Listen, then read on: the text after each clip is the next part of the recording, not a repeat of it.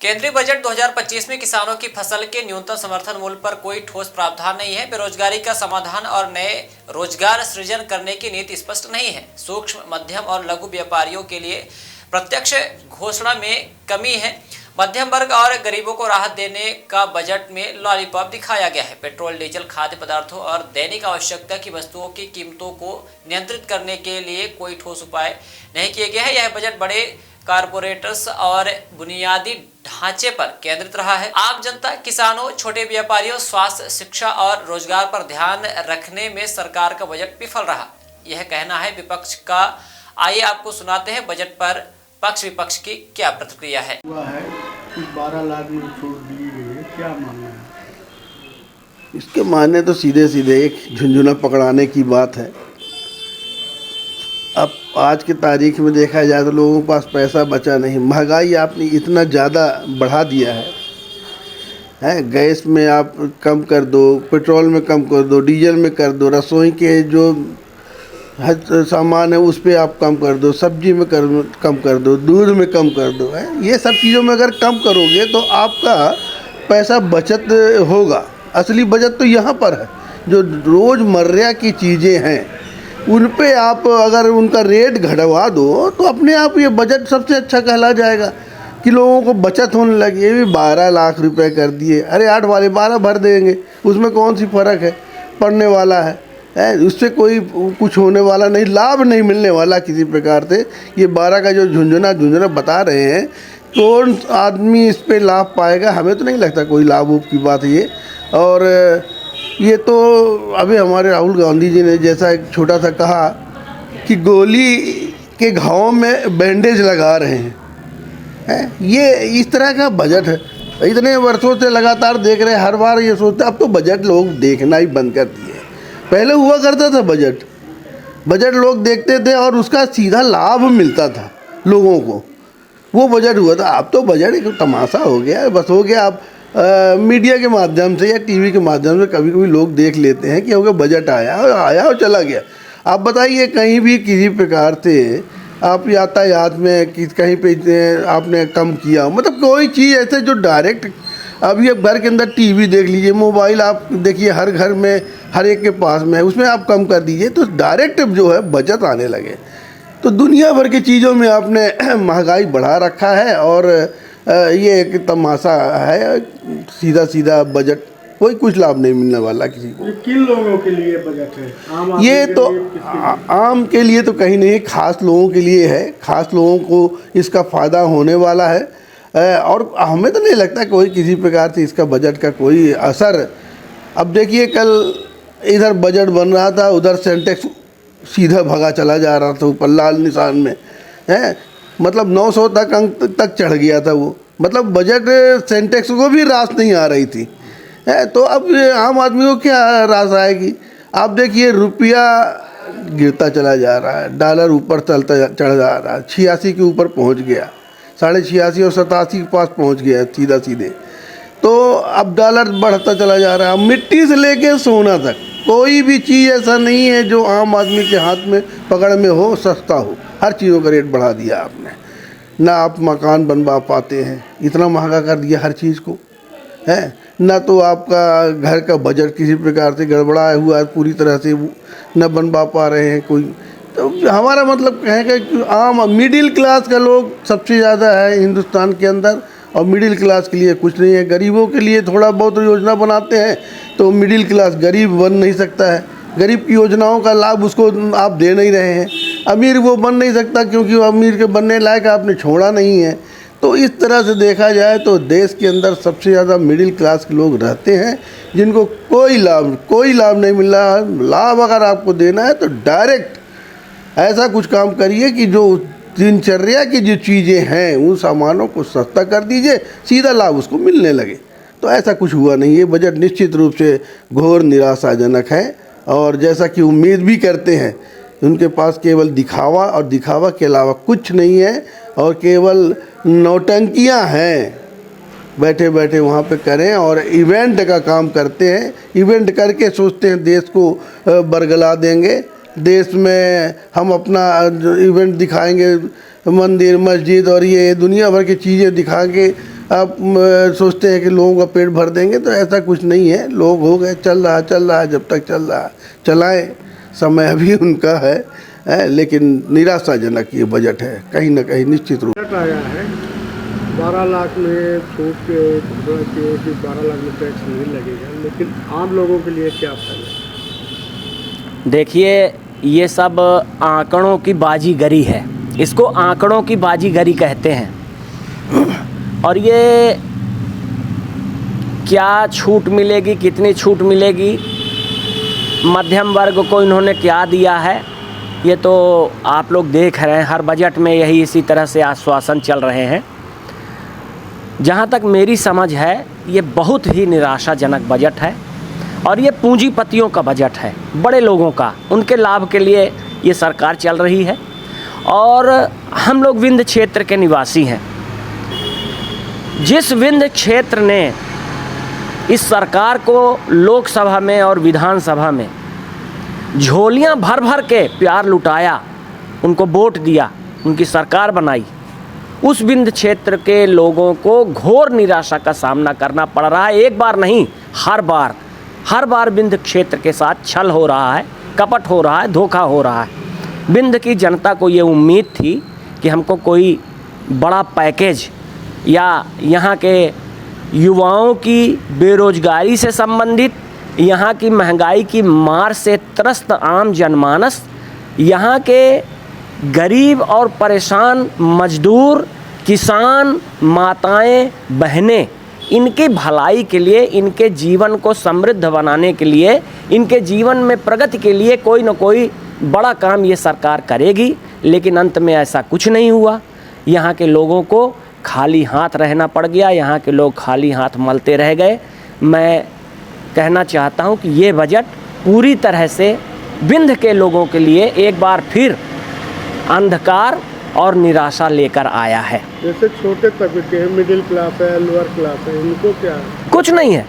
छोटे तबकों के लिए तो ये देखते ही नहीं है उनकी तरफ। ये तो पूंजीपतियों की तिजोरियों को भरने वाले लोग हैं। इनसे उम्मीद ही नहीं थी कि ये गरीबों को, मजदूरों को, छोटे कर्मचारियों को, या जो दिहाड़ी मजदूर हैं, ठेला वाले, रेहड़ी वाले, खोमचे वाले, पान की दुकान चलाने वाले, ऐसे गरीबों के लिए कुछ करेंगे, कोई योजना लाएंगे। आप देख लीजिए, हर बजट में, इस बार भर नहीं, हर बजट में जब से इनकी सरकार आई है, ये बात बड़ी करते हैं और खूब बड़े इनके आप अखबारों में और गोदी मीडिया में सुनेंगे कि इन्होंने ये कर दिया, वो कर दिया, सपने दिखाएंगे, 15 लाख ले आएंगे। तो वो 15 लाख वाला जुमला अभी भी चल रहा है। कुछ नहीं कर रहे हैं ये, गरीबों के लिए कुछ नहीं। ये बहुत ही निराशाजनक और बहुत ही जनता को छल करने वाला बजट है। अपना आम बजट पेश किया है, इसमें सामान्य वर्ग के जो लोग हैं उनके लिए महाकुंभ का उपहार बता रही है। क्या मानते हैं आप, ये बजट कैसा? देखिए, केंद्रीय बजट जो वर्तमान में जारी किया गया है, इस बजट में आम आदमी की जो राहत की बात की जा रही है वो गलत है। इसलिए कि आम आदमी, आप कितने पैसा ऐसे लोग देखिए जो 12 लाख की साल में आमदनी उनकी आती है। तो जब 12 लाख की आमदनी आएगी तब ना इनकम टैक्स के दायरे में हम छूट होगी। तो हमारे 75% ऐसे भी लोग हैं जो 12 लाख की आमदनी से नीचे हैं। तो उसकी गणना आप कैसे कर लिए? तो 12 लाख साल में आमदनी है तो इनकम टैक्स के दायरे से नहीं बच रहे। दूसरी, हमारे देश में सबसे बड़ी बेरोजगारी, बड़ी टीम, एक बेरोजगारों की टीम है जो बेरोजगारों के लिए रोजगार के संसाधन के लिए गवर्नमेंट जो पद बेरोजगारी, उसके लिए कोई ठोस कदम नहीं उठाए गए हैं। किसानों को सब्सिडी की योजनाएं नहीं है, स्किल डेवलपमेंट की योजनाएं नहीं है। दूसरी बात, एक विशेष तौर से जिस देश में कफन पर, नमक पर जीएसटी लगी हुई है, तो वहाँ कैसे रिलीफ मिल सकती है? तीसरी, जो मेडिसिन है, जो विदेशी मेडिसिन है, जो कारगर मेडिसिन कहलाती है, विदेशियों से फैक्ट और कारगर मेडिसिन आती है, उसमें टैक्स लगा दिया गया है। तो यानी मेडिसिन महंगी हो गई। कैंसर की दवाइयों में उन्होंने टैक्स कम किया है, फ्री किया है। हम तो ये कहते हैं कि पूरी तरह शिक्षा मुफ्त होनी चाहिए, मेडिकल शिक्षा मुफ्त होनी चाहिए, तकनीकी शिक्षा मुफ्त होनी चाहिए। तो जब मेडिकल शिक्षा महंगी है तो कैसे लोग, आम आदमी, किसान, मजदूर के बच्चे एडमिशन ले पाएंगे? तो देश में 12 लाख की इनकम की बात कर रहे हैं, तो हमारे देश में बहुत सारे ऐसे लोग हैं जो 12 लाख इनकम के नीचे हैं, जी रहे हैं। तो आप मेरा तो ये मानना है कि आप चुनावी प्रक्रिया है, आपने दिल्ली और बिहार को साधने के लिए काम किया है। मध्य प्रदेश में आपने कोई योजना दी हो तो बताइए, मध्य प्रदेश में कोई आर्थिक व्यवस्था की हो तो बताइए। उत्तर प्रदेश की आप महाकुंभ की बात कर रहे हैं, तो महाकुंभ राम बड़े की रोटी, हमारे देश में रोटी की भी आवश्यकता है, हमारे देश में बेरोजगारों की आवश्यकता है। तो बेरोजगारों को रोजगार, संसाधन, स्किल डेवलपमेंट, युवाओं को यूथ को होना चाहिए, वो नहीं हो पा रहा है। साथ में मेडिकल शिक्षा फ्री होनी चाहिए, वो नहीं फ्री हो पा रही है। तो आपने उसमें कम सीट बढ़ा दी। आज आए दिन प्राइवेट संस्थाएं खुल रही हैं, तो आप गवर्नमेंट संस्थाएं को डेवलप करने के लिए योजना क्यों नहीं बना रहे? प्राइवेट निजीकरण क्यों कर रहे हैं? तो निजीकरण में एक व्यक्ति का लाभ होता है, व्यापारियों को लाभ होता है। तो सरकार ने व्यापारियों को लाभ देने के लिए काम किया है। बेरोजगार युवाओं को रोजगार के संसाधन उपलब्ध कराने में सरकार ने काम नहीं किया है, बल्कि हम ये कह सकते हैं कि ये समसामयिक समन्वयवादी बजट है जो देश में लागू किया गया है। युवाओं को जरूर ठगा गया है। युवा उद्यमी किसानों को रोजगार के लिए संसाधन बनाने के लिए, उनको सब्सिडी देने के लिए ये व्यवस्थाएं नहीं है इस सरकार में। अपना बजट पेश किया है और उनका ये कहना है कि सामान्य वर्ग के लोगों के लिए ये महाकुंभ का उपहार है। आप क्या मानते हैं बजट कैसा है? अब बजट तो मैंने पूरा अच्छे से देखा नहीं है, बट इतना ही कहना चाहूँगा कि रोज़गार जनरेट करें तो अपने आप सारी स्थितियाँ सामान्य हो जाएंगी। बजट पेश करने से पहले 2 दिन पहले सोना, चांदी और कई चीज़ें महंगी हुई हैं। तो ये कह रहे हैं कि जो 12 लाख रुपए तक सामान्य लोगों को टैक्स माफ रहेगा, तो क्या वो बाजार से सरकार खींचना चाहती है या फिर कोई ऐसी मंशा है? अब उनका जो स्लैब है वो पूरी तरह स्पष्ट भी नहीं है, और मतलब जैसे 4 लाख तक जैसे ही आप इनकम आगे जाते हैं तो 5% है, ये है। तो मतलब ये स्टेटमेंट जो पूरी तरह कहना कि 12 लाख तक फ्री है, ये तो वाजिब नहीं समझ में आता। ये खाने की रोटी और जैसा कि भाई साहब ने कहा कफन तक में टैक्स लग रहा है, तो क्या ये नहीं होना चाहिए था कि इनमें जो चीज़ें हैं इन चीज़ों को कम से कम छोड़ना चाहिए सरकार? अब टैक्स का जहाँ तक सवाल है, एक तरफ तो सरकार RT के तहत फ्री शिक्षा की बात करती है, और उसके विपरीत जो निजी विद्यालय हैं उन पे वो सिक्योरिटी डिपॉजिट जमा कराती है। तो या तो आप पूरी तरह फ्री, जब आप मतलब दावा करते हो कि RT शिक्षा पूरी तरह फ्री होनी चाहिए, तो आप बाकी जगह भी रिलैक्सेशन दो ना, नहीं तो फिर ऐसे में तो जो व्यवस्था है वो उतनी दुरुस्त नहीं बन पाएगी। कुल मिलाकर आप मानते हैं कि बेरोजगारी एक बड़ी समस्या है? बिल्कुल साहब, जब इनकम ही जनरेट नहीं होगी, भाई आपका जो अर्थव्यवस्था है वो कहीं ना कहीं इनकम पे डिपेंड है ना। भाई घर में जब आमदनी नहीं आएगी तो खर्चा आप क्या करोगे? या तो फिर उधार लेके आप काम चलाओ, मतलब घी पियो, उधार लेके घी पीने वाली बात हो गई है। तो और प्रति व्यक्ति मेरे ख्याल से कर्ज काफ़ी बढ़ चुका है। 3 लाख प्रति व्यक्ति मध्य प्रदेश का कर्जदार है। हर बच्चा जो पैदा होता है वो कर्जदार ही है। क्या नाम सर आपका? मेरा नाम विवेक पांडे। बजट पेश हुआ है जी, इसमें जनता के लिए क्या हित लाभ है? देखिए, ये बजट तो सरासर किसान, मजदूर, आमजन विरोधी है। ये सिर्फ पूंजीपतियों के लिए, कारपोरेट के लिए बजट है। आपको बता दूं कि 16,000 करोड़ रुपया कारपोरेट का माफ़ किया गया, और किसान का आप 16 करोड़ भी माफ़ करने के लिए तैयार नहीं हैं। लगातार किसान कर्ज मुक्ति की बात कर रहा है, और लगातार MSP की गारंटी की मांग की बात किसान कर रहा है।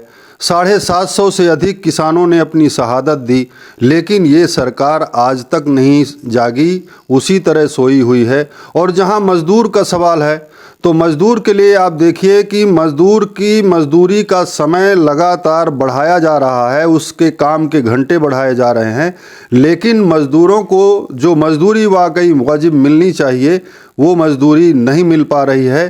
तो कहीं भी किसान और मज़दूर की बात नहीं की गई है।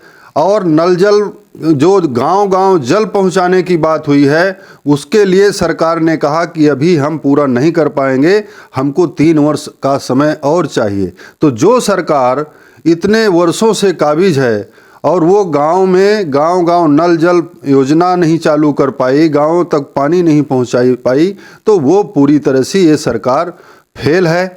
और इसी तरह और जो नमक तक में टैक्स लगाने का काम किया है, तो ये सरकार लगातार हम जैसा कि कह रहे हैं इस सरकार ने किसान, मजदूर, आम जन का, मध्यम वर्ग का ध्यान नहीं दिया। ये सिर्फ पूंजीपतियों के लिए बजट है, आम जन के लिए बजट नहीं है।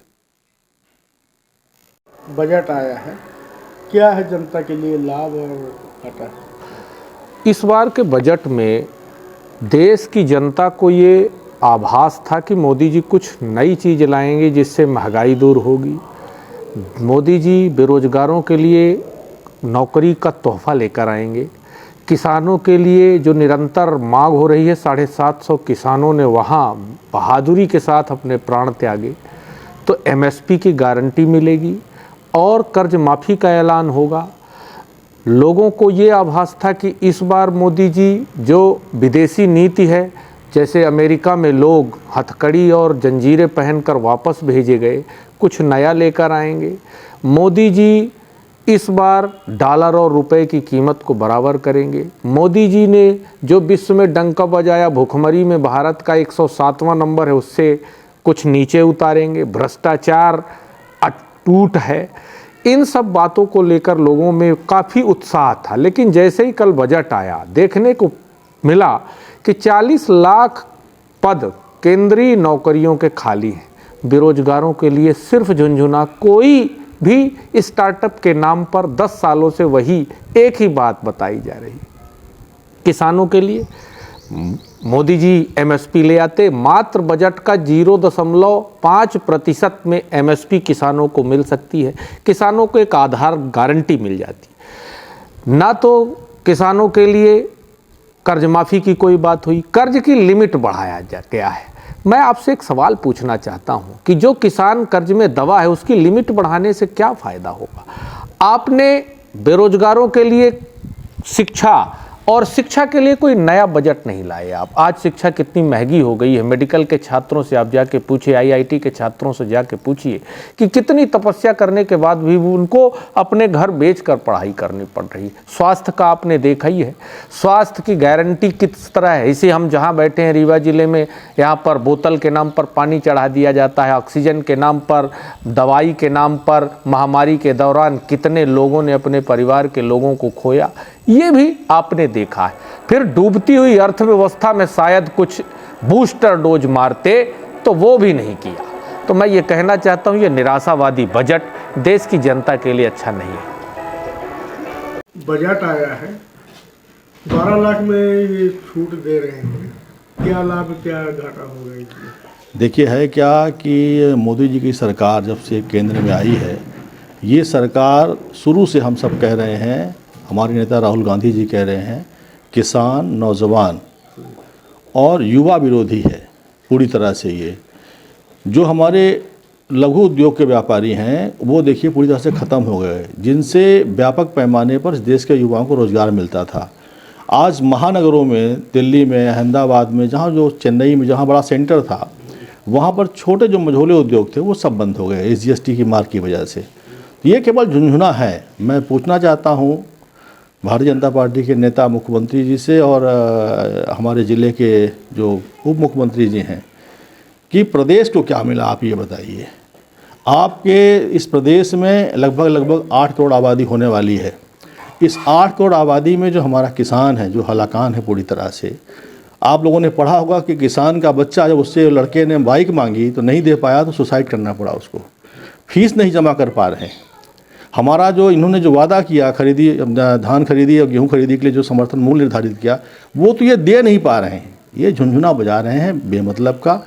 ये बजट पूर्णतः लोकतंत्र विरोधी है, जनतंत्र विरोधी है, और जैसा मैंने कहा, किसान, नौजवान, मजदूर विरोधी ये बजट है। इसमें आम लोग जैसे मिडिल क्लास के बीच वाले हैं, उनको क्या लाभ है? उनको कोई लाभ नहीं है। आप आज देखिए, जीएसटी जब से लागू हुआ तब से हालत ये हो गई कि आप 2 रुपये कमाइए तो आपको लगभग 1.25 रुपये के आसपास टैक्स देना पड़ता है। मिडिल क्लास तो कहीं बचा ही नहीं। सबसे ज़्यादा मार यदि किसी की है तो मिडिल क्लास की है, जो लोअर क्लास है उसकी है। लोअर क्लास तो किसी किसी पेट पालने का प्रयास कर रहा है, और मिडिल क्लास इस समय की भागा दौड़ी में अपने आप को कहीं फिट महसूस ही नहीं कर पा रहा है। उसके जैसा मैंने कहा, उसके बच्चे पढ़ नहीं पा रहे हैं। आज रीवा में कोई बीमार हो जाए तो संजय गांधी में वही जाता है जो मजबूर होता है। पेपरों में जुमले निकलते हैं, किडनी ट्रांसप्लांट हो गई, ये हो गया, पेस मेकर लग गया, हार्ट हो गया। बाकी संजय गांधी का हाल आप देख लीजिए क्या है। डॉक्टर नहीं है फैकल्टी में, हमारी हालत ये है। तो रीवा को तो कुछ नहीं मिला, न कुछ मिलेगा। इसलिए मैं ऐसा कह रहा हूँ कि जो हमारे वर्तमान सत्तासीन नेता हैं, उनके अंदर इस जनतंत्र के प्रति कोई सम्मान नहीं है और उनको पता नहीं कैसे बहुमत मिल रहा है। अभी देखिए प्रयागराज में देख लीजिए, कैमरेमैन के साथ मारपीट की गई, उनको सूची नहीं पढ़ने दी जा रही है, हजारों हजार लोग वहाँ पर मर गए। तो बड़ी भयावह स्थिति इस देश की है। आने वाले समय में परमात्मा अच्छा करे, ईश्वर से हम प्रार्थना करते हैं।